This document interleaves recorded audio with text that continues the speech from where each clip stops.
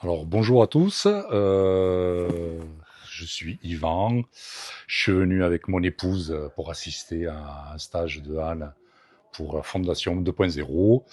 On était venu avec Monique sans idée complètement préconçue, mais avec une grande curiosité. On avait découvert Anne lors d'une interview sur Telegram, je crois. Et déjà là, j'avais senti qu'il y avait quelque chose qui se passait, quoi. Alors que normalement rien se passe avec moi. J'étais complètement décharné, je sentais rien, sensible. Et ça, c'était lié aux vicissitudes de ma vie qui n'a pas été toujours rose. Enfant battu pendant très longtemps. On a eu pas mal de choses avec les enfants, etc.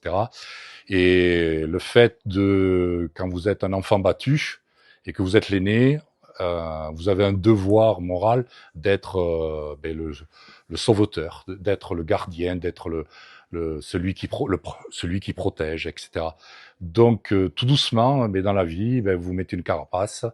Donc vous réfrénez tous vos sentiments, vous réfrénez toute vulnérabilité, vous devenez un guerrier et vous oubliez tout ce qui fait un être humain, c'est-à-dire la sagesse, la félicité, le calme, le fait de pleurer, le fait de ressentir des choses qui vous montent l'émotion aux yeux et qui vous amènent les larmes.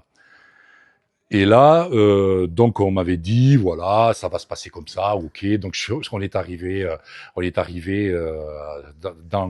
justement dans ce stage sans aucune idée préconçue, on n'était pas dans la circonspection, on était plutôt dans la découverte et la curiosité.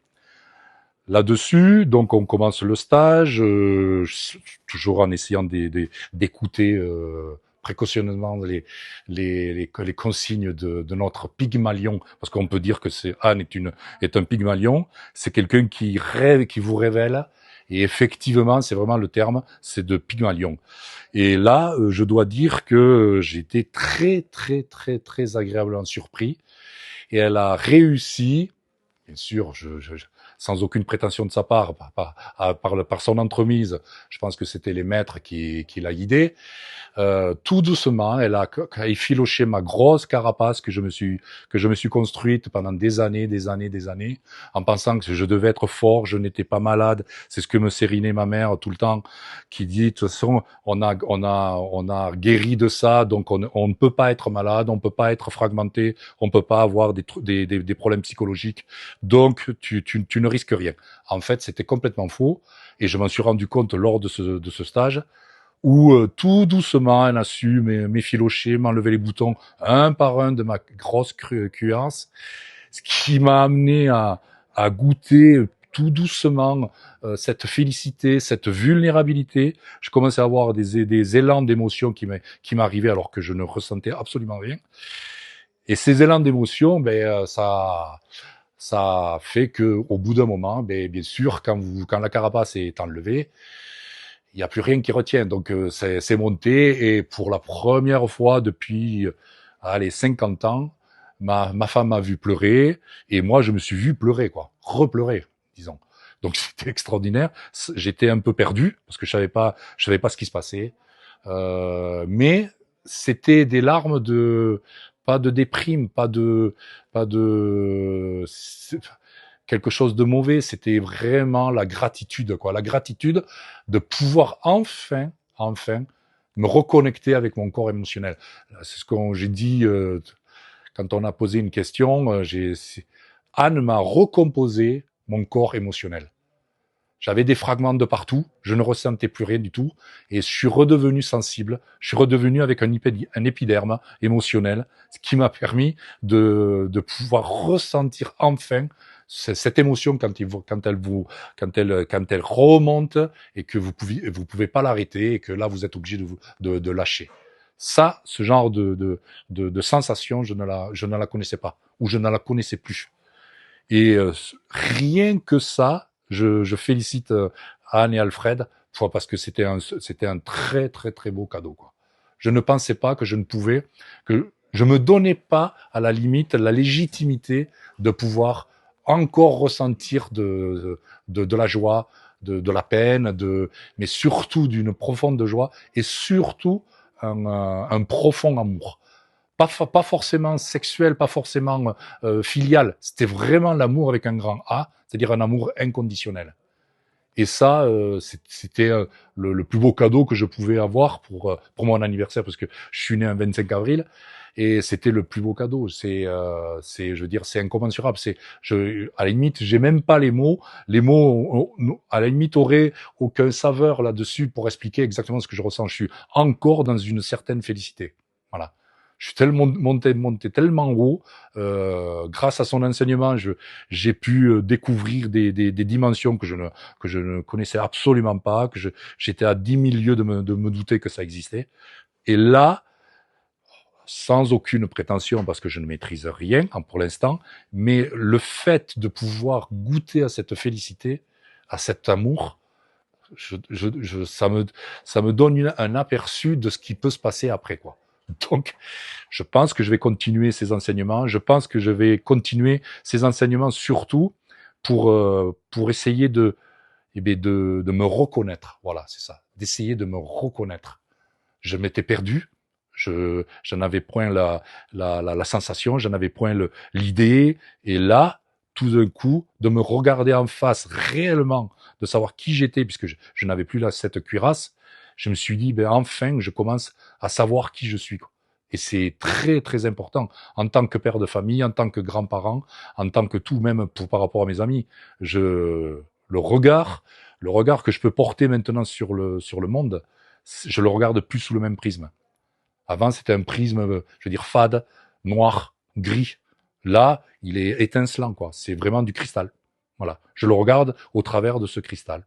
Et pour ça, je remercie infiniment Anne et Alfred, et j'aurais infiniment, bien sûr, les maîtres, quoi. Tu as touché Monique. Oui, oui.